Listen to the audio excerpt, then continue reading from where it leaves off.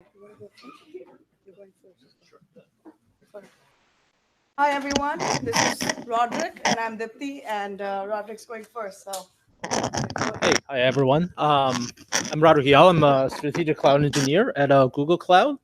So I've been at Google for a little over, for almost 3 years. In previous life, I'm working in the cloud era. So it's all my kind of life in the big data world. So today we're gonna talk a little bit more about the Alluxio with Google Cloud Dataproc. Let's see, move to the next one. So first of all, what is Google Dataproc? Is actually sorry, let me go through the agenda first, and we're going to talk more about Alluxio and then how does the integration works with Alluxio and Dataproc, and then we'll go through a brief demo and also demonstrate how you move data from on the file system level and as well as on the Spark level. So first of all, what is this Cloud Dataproc? It is our managed Hadoop offering on Google Cloud. So basically, enterprises were telling us, I need a faster way, a scalable way of getting insights and data quicker, and spend less money, of course, and easy to scale up, scale down, only pay for what they need, that kind of a need instead of have a giant Hadoop cluster that sits there all the time and then shuts it up. Doesn't really shut off all the time, and you pay for all these extra usage, and then you need to get extra hardware, which is really hard to size and really hard to get and ship and installed within the few months at best. So there are a couple like pain points where your legacy system is spend a lot of money. It's really hard to upgrade. It's really hard to size for each of the workload. There's some people complain about it being slow, but you have nothing to do about it because all the other people consume the resource as well. So really, what is the Dataproc is managed Apache Hadoop and Apache Spark along with other services. We have like a lot of way to add on a whole lot of open source ecosystem software like Druid. We have Pig, we have Hive, but other stuff, there's a lot of way to configure, even Presto to be installed on top of Dataproc. And of course, another topic is just we're going to install that Alluxio on top of Cloud Dataproc. So you can use all your familiar open source tools with it. It's a firmware cluster on demand. You can also run in a long running cluster. Customizable each machine type with GPUs. Not sure a TPU integration yet, but there's a possibility out there. And it's offering great integration with other Google Cloud services like BigQuery. So what our vision is really just make it a fast and easy and cost-efficient way to run a Hadoop workload, and really is more like the open source workload. The Hadoop to some people today is only still means the HDFS and MapReduce. A lot of people say it's dead, but it's to other people it's like Spark kind of counted towards that. But like we really means all the open source data analytic tools. So really the architecture together kind of make it available to disaggregate the storage and compute. So in this case, you can kind of on the storage layer, you can put that into the object store, managed services, things like BigQuery, Google Cloud Storage, which is the object store, or even Bigtable. You can separate that out with all the compute power, having different kind of purpose to clusters or even per workload clusters. And you can read that data on the same place without having to consider like data localities, how to ship the data from one environment to another. And then from data sync perspective, you also kind of the same way. And then your logins can go to other services without having to rely on that compute resource to be available 24/7. And this model really enables you to do a lot of like, you can run long living clusters, same as a lot of on-prem companies doing right now, or you can use more ephemeral cluster, only pay for what you need, right? You have like 5-hour data processing work, you only pay for that 5 hours instead of having the cluster running 24/7, and you can really do per task or per job level clusters. So I can have a cluster just doing the risk analysis report one, and have another one do market liquidity risk report number 2, and I can size them. I can install a different version of these things separately. Imagine how difficult to upgrade a Cloudera cluster today, right? You have to coordinate everybody to upgrade their like Spark version, which has never happened. So we have a lot of customers use Dataproc to scale and get onto the cloud. I jumped something. We have range of customer from cloud digital native to banking or brick and mortar retailers. And here's like a short list of stuff that we're supporting today. You can launch the cluster in a few minutes, or with this is more minutes, but usually it starts out within 90 seconds. And you have the initialization action that you can point it to our Git repo to download all these software to be installed together or separately. And with that, let's continue with the Alluxio part.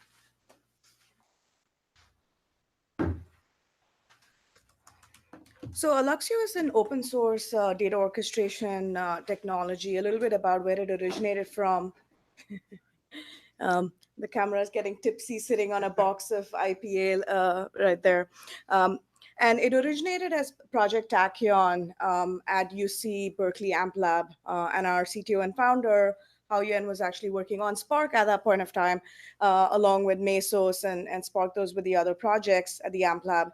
And he was focused on data. How do you make data agnostic to compute as well as storage? And so Alluxio emerged as an open source technology that fundamentally assists in this separation of storage and compute, disaggregating your compute and storage and completely abstracting storage so that you can take your compute and run it wherever you like. And that's kind of a little bit about Alluxio. So it fundamentally sits between computes like Presto, Spark, Hive, as well as a lot of the AI frameworks, any Python-based framework like TensorFlow, PyTorch, etc. And it we call that the northbound side. And on the southbound side, we connect to a range of storage systems. And that ranges from, initially it was HDFS, and now a range of cloud storage systems, including GCS or NES, anything that's S3 compatible. And so what this allows for is a complete separation of compute and storage, and your data can be made elastic as well, because it's a distributed system. It's a distributed file system fundamentally that allows you to cache both metadata associated with the files as well as the data. And I'll talk a little bit about that as well. So it's great to have a disaggregated stack, right? Because you can now scale elastically your compute. Every time you add a node, you don't need to add both compute and storage. But the problem it creates is you lose data locality, because at the end of the day, when you're running a Spark job or a Presto job, you need the data in the compute somehow. If it's far away, you're going to have a performance issue. And so what Alluxio does is brings back data locality in these disaggregated environments, creates a data access layer that's native and local to the compute, making it elastic, and gives you a range of APIs that you can connect to. So you can connect to the HDFS interface, an S3 interface, Java interface, the GCS interface, and so on. So in terms of the architecture itself, you'll see here that there's two clusters of Alluxio. There's one that's sitting in the Presto cluster, and there's another that's sitting in a Spark cluster. And underneath it, you can actually connect it to many different storage systems. So it could be an object store, GCS or S3 or any of the other clouds, or an on-prem HDFS even. And it's a master worker architecture. The master manages metadata associated with the files that are sitting in the storage system. Now, note that it only manages the hot data. So it's not your entire data set. It's the data that the compute is requesting. If Spark or Presto are requesting certain files, then only the blocks of those files are actually pulled into Alluxio as needed and cached in memory. And so the master is managing the metadata. Let's say it's 5% of your total data set or 10% of your total data set. And that's what is managed within Alluxio. And it knows where this data actually persists. And so the workers can then go and talk to the storage system underneath it. It's a distributed system, so it includes replication. By default, it runs in memory, and so it's co-located, as you see here in these clusters. You can have a Presto cluster and co-locate it in the same instances, so you don't need additional hardware, and use the memory that might be on those instances, and leverage it for stateful workloads. You can also use SSDs if you like, or even tier the system, and I'll talk about how that works in just a bit. It is an HA environment, so you can have multiple standbys. You can use a Zookeeper if you're from the Hadoop environment. Increasingly, people are moving away from Zookeeper, so we use the RAF protocol within our masters and standby masters to actually do the quorum selection and picking a new master, etc. We also use that to actually have our journal, which is the metadata that's in Alluxio, persist that and have that coordinated across the masters as well. So how does this help, and what are the use cases that this is relevant in? Compute and storage are really easy to scale today, right? I mean, with Dataproc, you can very easily bring up a 10 node cluster, 100 node cluster, 1,000 node cluster. Storage and the GCS layer, or is really easy to set up. But if you're moving data sets around, it's a little bit harder, because you have to figure out what we just talked about pipelining for 45 minutes. You have to figure that out. Maybe transform it in some way, maybe copy it in the right location in another cluster, in a GPU cluster, or another compute cluster, and it's not necessarily elastic. And what we hear as you talk to users is, this could be an hour, 2 hours, a few days. And so that's one of the things that Alluxio tries to solve for. And so if you're in an all cloud environment, let's say this is all in Google, the challenges that the object storages have typically are they're not as fast as native file systems, because metadata operations that Spark or Hive, etc., use, like ls or renames, those are actually quite expensive in object stores. And so a lot of these jobs might take a lot longer to run. And so if you have performance sensitive jobs, then you might want to have a better performance, especially for these metadata operations. And so what Alluxio does is it allows you to pull in the hot data that the framework on the top is actually asking for. So if you have a Spark SQL query or a Presto query that then points to a certain set of files, Alluxio will pull those partitions and those set of files in, and only those. So you're not touching on copying entire data sets that you otherwise would pay double the cost on storage and so on. And so here's an example of a user that's running Presto and Alluxio in the Google Cloud. It improves latency dramatically. So you can see anywhere from 1.5 times to 10 times performance boost, depending on the kind of jobs and the kind of queries. And it also improves concurrency, because that you can run essentially more queries at the same time. So do more with your instances and your compute. So given that Alluxio is this layer that is, in some ways, it's storage agnostic. It sits on top of any storage. It sits underneath a range of computes. It actually fits really well with Dataproc, because Dataproc essentially gives you a range of computes. Anything, from, we saw the Roderick slide earlier. You have Spark, Presto, Hive. A lot of those are the popular ones that we end up seeing, some Flink and others. And so it naturally kind of is able to take the benefit of integrating with Dataproc and also improving and accelerating the workloads for Dataproc itself. So when you bring up a Dataproc cluster, essentially what you're getting is a Hadoop-like cluster, right? It's very similar to Hadoop in that ways. It's a cluster.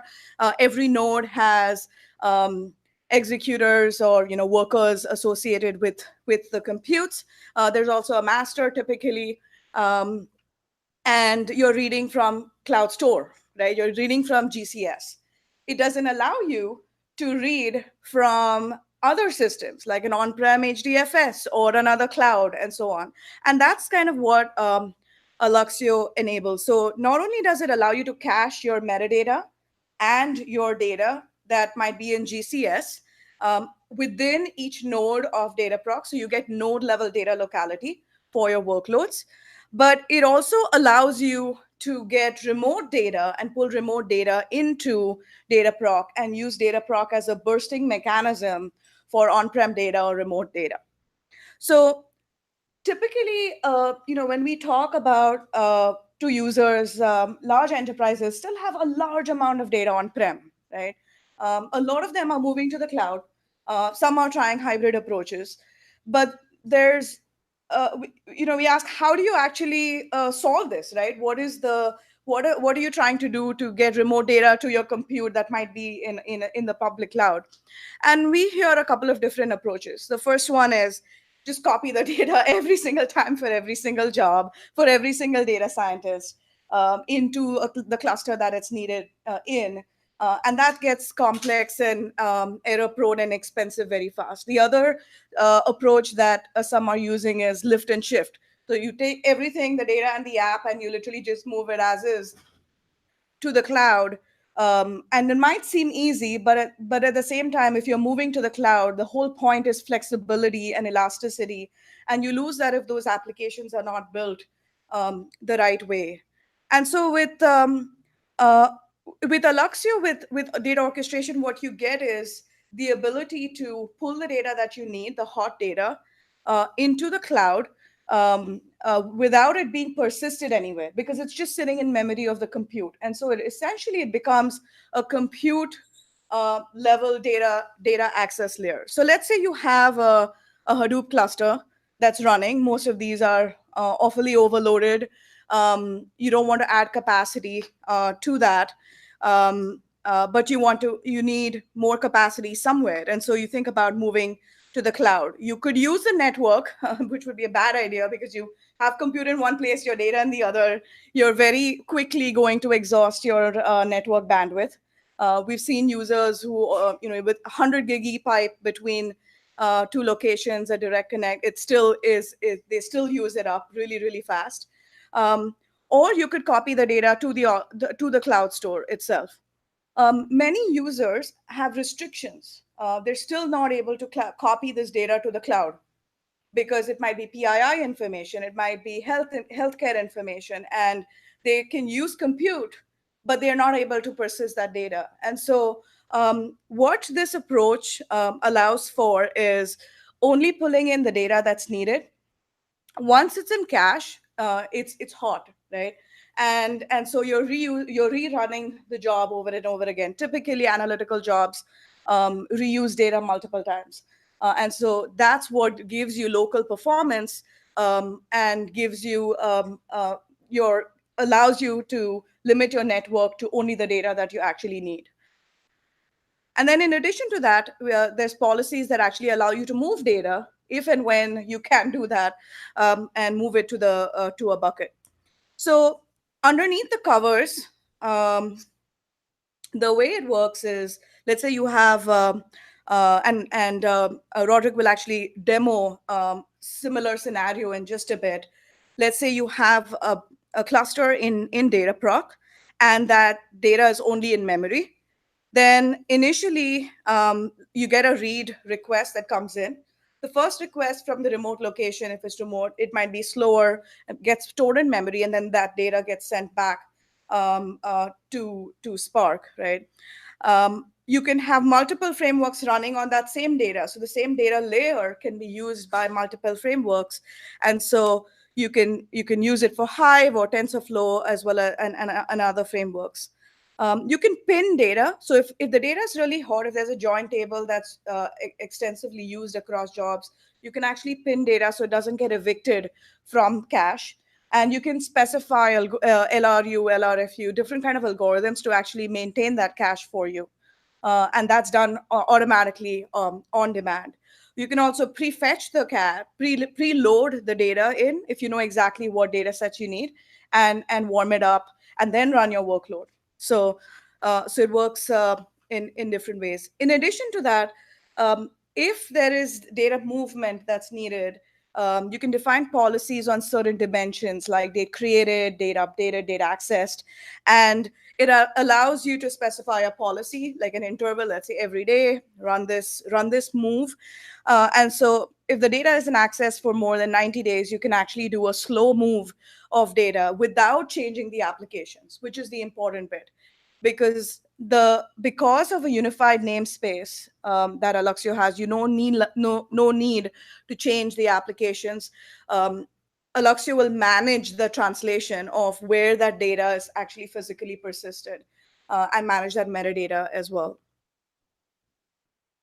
So let's move on to a demo and kind of see what it looks like in action.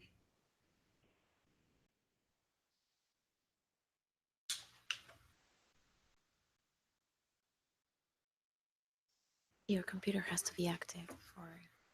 Yeah, there you go. Okay.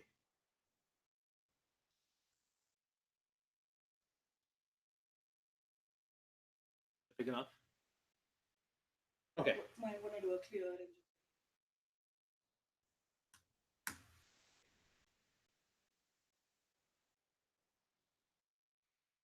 Or bigger. Definitely not proportional to my laptop. All right. So we're gonna do two or more like three demos actually. I break it down into parts. So the first one is to really make so we create a Dataproc cluster that connects to Alluxio to Google Cloud Storage to kind of a demo. Okay, this is basically how it works, and then we're gonna walk through a couple of like the file system operations and kind of give a flavor like how it works, and then Dipti can comment on the architecture and how what has just happened inside of Alluxio. And then the second one, we're gonna federate this cluster we just created with another Dataproc cluster, HDFS system. So we're gonna show that you don't really have to do anything on the HDFS cluster, and Alluxio can reach out to that cluster and sync the HDFS metadata, and we can read that data to this using this the first cluster. And the third demo, we're going to demonstrate how Spark can process data from both sides, and how can you move data from one to the other. All right, with that, let's get it started. So I have the Dataproc cluster using the initialization action that Alluxio wrote to. I'm using Enterprise Edition, but like really works the same for Community Edition. I believe nothing I demoed is prepared like Enterprise version. So I already have the Alluxio installed under this directory. So that's by default. It gets installed over there. And here, oh, by the way, I want to show you this. So how I mount the cluster.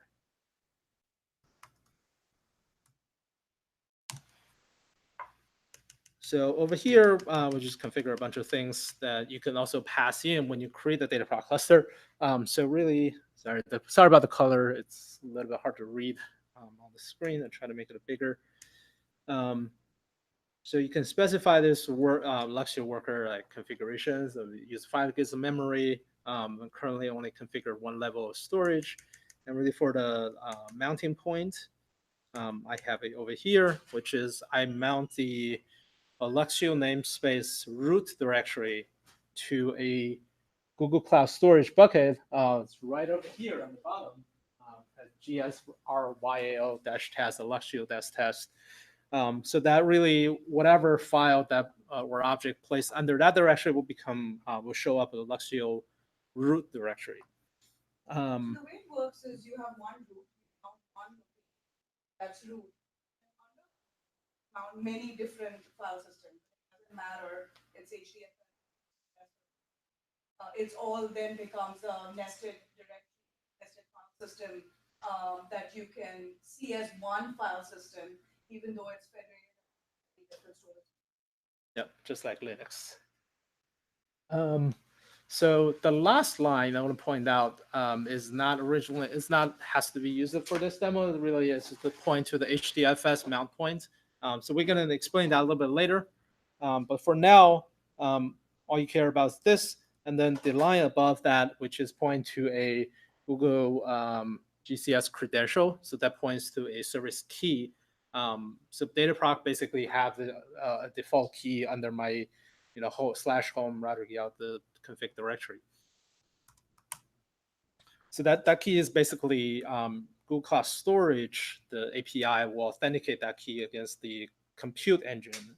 So that makes sure that you really, I am who I am. So we're gonna first list what is under the root directory at Alluxio. Just like a normal Linux operation. So what I have over here is a test file directory, which you run test after installation. It'll create a bunch of files over there to test it if it's available. The second is the sentiment.csv, which is a bunch of tweets that I downloaded just for the demo, which is about 90 megabytes size. We'll do like a bigger demo later.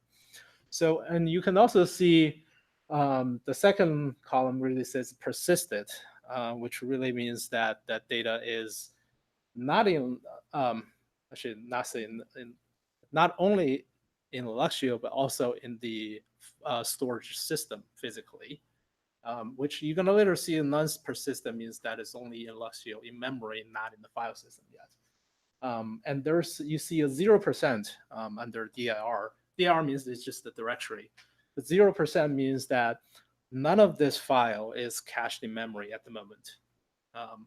After you do some operation, it'll load it into memory later, which I'm going to show you a bit later. So let's do something to see how we load that. Cat the file and count. Can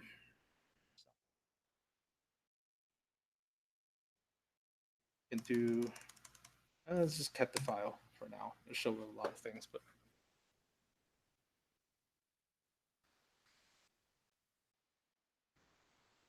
So I'm really interested to see all of that. Oops, sorry.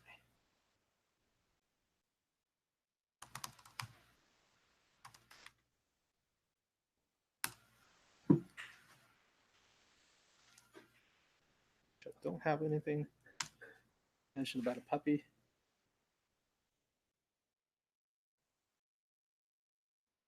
There was loaded.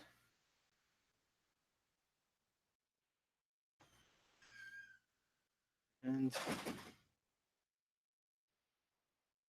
found everything.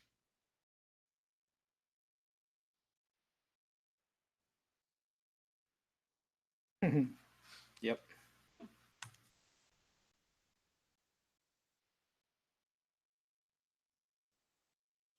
Yes, 3 seconds.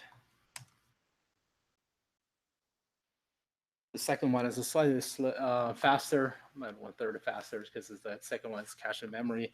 That you can see. The file itself shows 100%. Sorry, on the bottom. They're more closer. So yeah, now it shows 100% means that is 100% loaded in the memory. We can also evict that from the memory. So set it back to like 0%.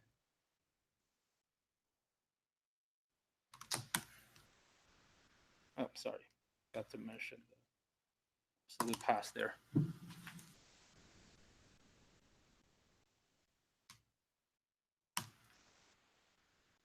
And there we go. It's evicted from memory. And the next operation I'm going to demo is how do we put a file inside of Alluxio. So I'm going to upload this file.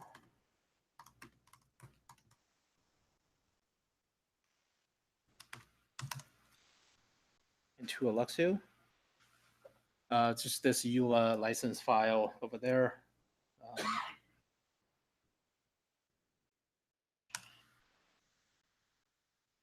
Where you can see, sorry, on the bottom again, now you see non-persistent or /EULA file. What that means is that currently that file is only exists in the memory system, not read into any of the storage layer yet. You can force that, or you can set other options. Persist.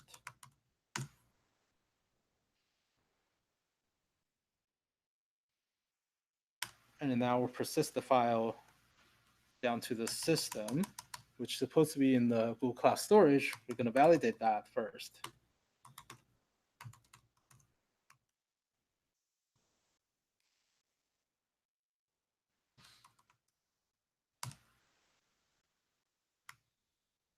Sorry about typo. I really hate the Mac keyboard. I'm really looking for the new 16-inch. I heard it's great, but I don't know yet.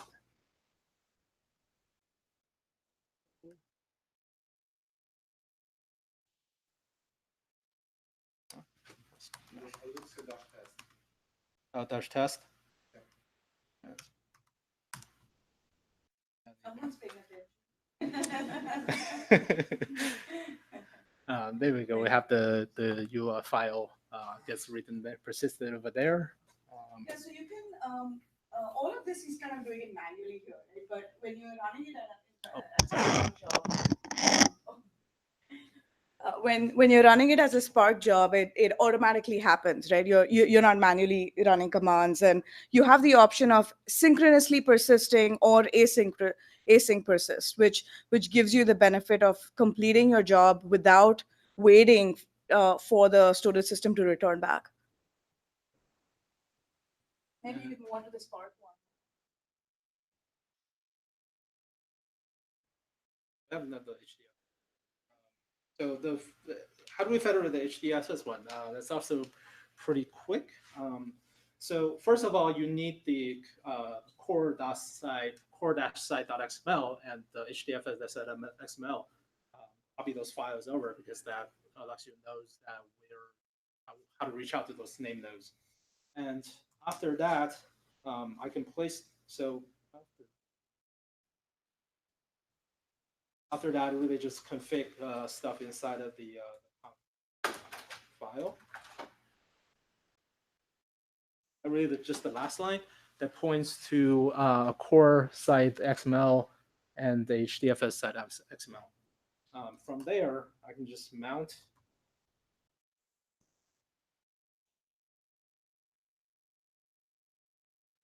command Alluxio FS mount.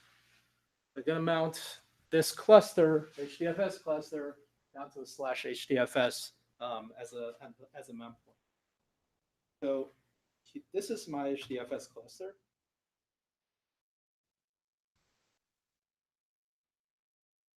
Really mount everything inside of this directory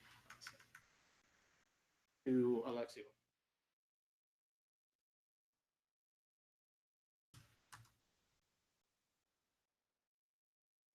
You can see the matched files between here and there. And also the same 0% I can read stuff from the HDFS cluster, which is going to demo that inside the Spark. Over here, I start a Spark Shell Scala version with the Alluxio client, as well as the Dataproc Ephemeral. Here, I can read data there.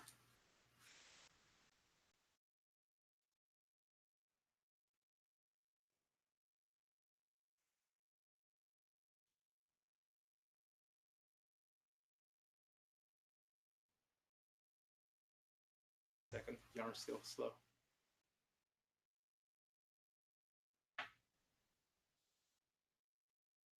Over here, I'm going to set the property that Dipti mentioned here. How can we automate that file to the underneath storage first? So we set the Alluxio user file write type at default into a cache through. So that's a really synchronous write. So I'm writing to Alluxio write to the storage system, and then acknowledge that. you can set the async, which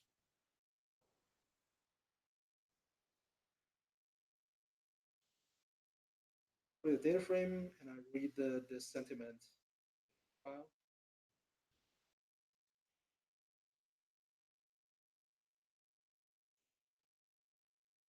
This file, notice that is actually in here on the HDFS. So all we need to do is change recognize. And we can do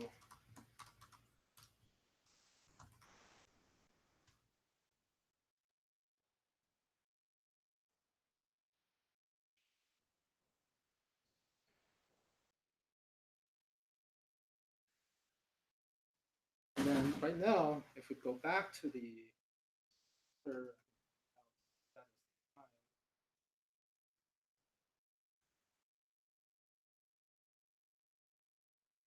that sentiments file is 100% loaded in memory. At most moments, we can read that read right out from there. One more time, it'll be quicker. Stuff is already cached in that.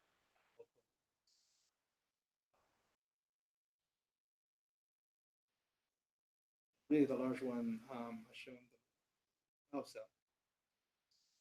Then we can write this different location, which is in the slash sentiment directory, which is storage. After this operation, we can validate that the files gets read. CSS.